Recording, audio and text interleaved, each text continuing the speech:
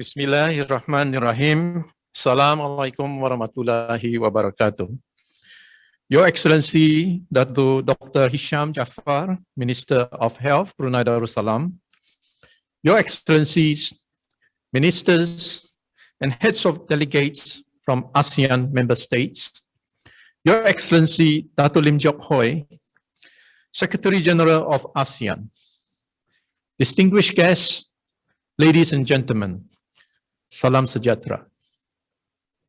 As we gather here from across all the different time zones, may I wish you a very good morning and good evening from Darussalam.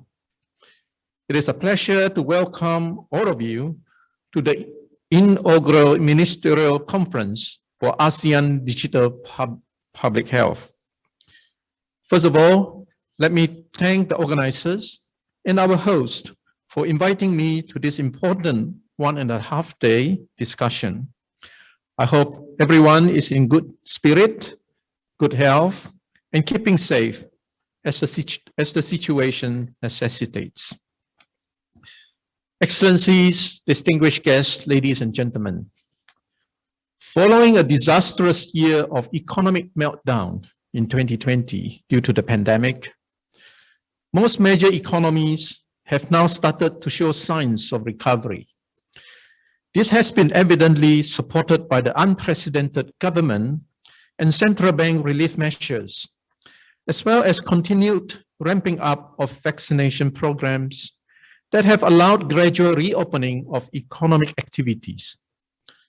Although we have seen a strong rebound in global economic activity, the recovery across countries, however, remains uneven, and each coming out of the crisis with its own challenges. Following the economic contraction in 2020, headwinds remain as ASEAN's growth forecasts undergo downward revisions, with the Delta variant impeding our outlook towards normalcy. As we rebuild from here, a valuable lesson learned from the COVID-19 pandemic is that health and economy are inextricably linked.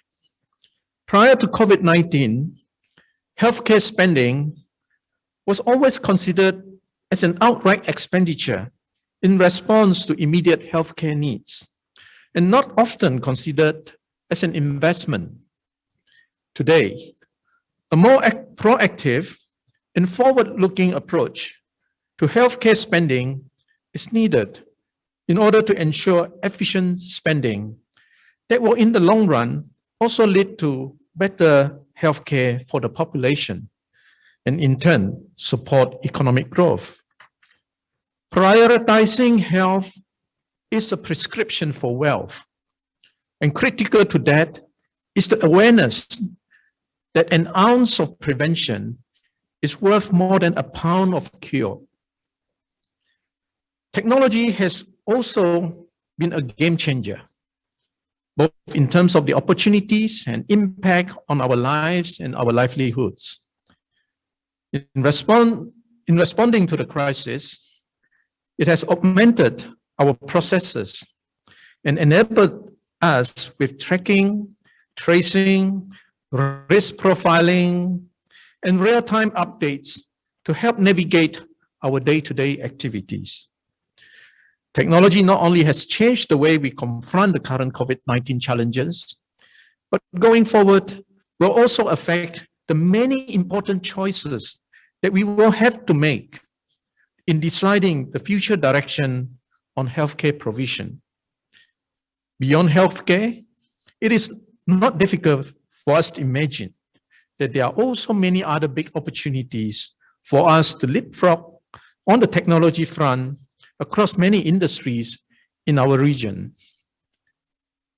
We have heard earlier on from His Excellency Dato Lim Jock Hoi, the Secretary General of ASEAN, on the various opportunities that he elaborated earlier on, including how to recover from this pandemic in our tourism sectors and healthcare sectors, and economy as well. So technology, for example, has accelerated the growth of digital economies as one of the key drivers of economic activities in the midst of the pandemic. Through technology, new jobs are being created as new products and services are made possible. Private sector businesses need to adapt to these opportunities in order to thrive. Government agencies are also responding to these new opportunities in the provision of services to the general public in a more effective and timely manner. All of this point to a digitally enabled society. And to achieve that, we must ensure that no one is being left behind. Through enhanced collaboration between the public and private sectors. Coming back to healthcare, we must also embrace technology in our preparation and continue to invest in key assets. This level of preparedness and continued investment is what will help balance out disruptive economic impacts from COVID-19 and also successive pandemics that are yet to come. Excellencies, distinguished guests, ladies and gentlemen, given the profound impact that the COVID-19 pandemic has had on countries, especially on healthcare and economies, ending this pandemic and preparing for the next one will require a more concerted approach that gives us better visibility and understanding of the challenges. No one country can do this alone. The case to forge a pandemic response effort at the global, regional, and national levels must be deliberated and planned in advance. This conference has been carefully curated to involve key stakeholders from policymakers, experts, and industry practitioners in the economic and health sectors. The next 1.5 days will see pertinent discussions on public health issues, and more importantly, sharing of ideas on how we can work better together in our preparation against the current and potential future pandemics, including the implications and the strategies in funding the public health going forward. Through EVYD Knowledge Hub, and in partnership with Temasek Foundation, it is hoped that this platform can drive real value through collaborations not only between governments, but also international organizations, academia, and the industry.